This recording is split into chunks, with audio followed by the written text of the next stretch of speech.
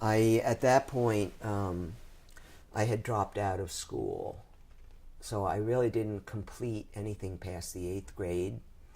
I was really unable to attend school because it was too dangerous, and really my mother's care required me to be home. So I had taken the SATs at the age of 14, and I had gotten nearly perfect scores. So all the colleges that I applied to had already accepted me, and it really didn't matter to them that I didn't attend high school past the eighth grade. So I did end up going to college, but when they found out that I was a lesbian, they also told me after barely a year there not to come back, and that I would never get another good thing out of them. The way that happened was I had gone to a school that was sort of avant-garde in that they used what was called co-op jobs. Every other semester, students would go and do some sort of work experience, and then we would write it up and get credit for it. And that was considered like this new experimental way to be a student. And I thought I was safe there at this liberal arts college that considered itself avant-garde. But I went with my lover at the time, who was a senior at the college, to a special program put on by the New York State Division for Youth called Outward Higher Horizons. And my lover and I had both taken an outdoor leadership training seminar to take kids and whoever wanted to go on these outward bound tours. And the New York State Division for Youth wanted to try this out as an ego-building experience for juvenile delinquents and the kids that we went to work with, who were called PINs, Persons in Need of Supervision.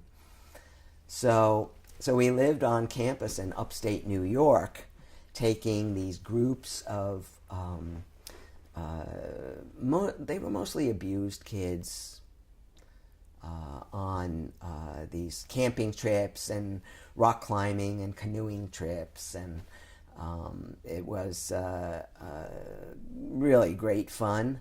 And I had always been an American Red Cross first aid volunteer and trainer, so I was there training the staff and giving first aid classes.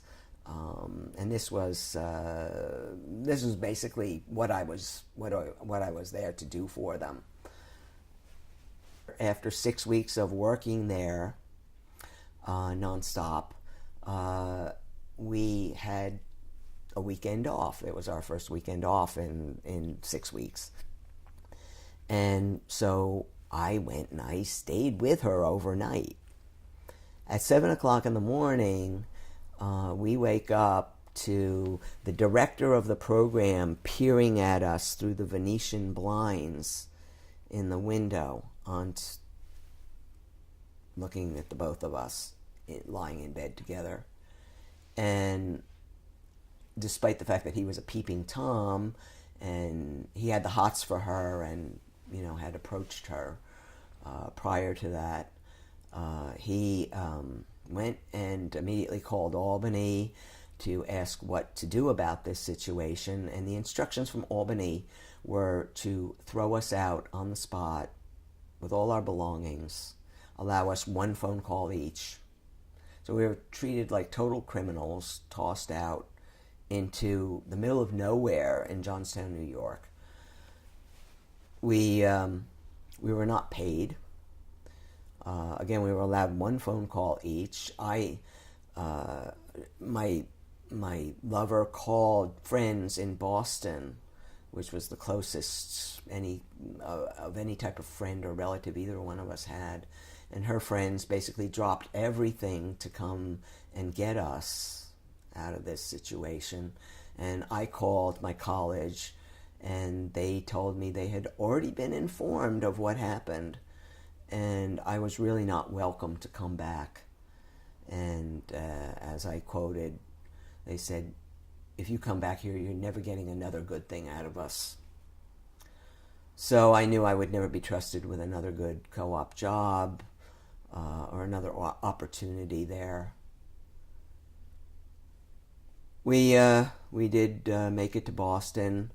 We were basically pelted with rain for several hours because we had been thrown out into the first hurricane that had made it inland into Johnstown, New York, and made it to upstate in, I think it was 50, 75 years. So it was pretty extreme conditions that they simply threw us out into. And I was 17, she was 21. So it was quite heartless and inhuman the way we were treated. I hitchhiked down to New York City because we were both penniless. I mean, all we had were the backpacks on our back and my sleeping bag. And I wanted to get back to New York. I wondered in my total naivete whether there was anything that I could do to get us back pay or raise some sort of objection to the vile way that we were treated. And I went to the New York City Civil Liberties Union, where the lawyers told me that I would have to get the laws on the books in order to pursue any type of discrimination case. They said there are no laws we have that we can prosecute this for you, to get anything for you out of this.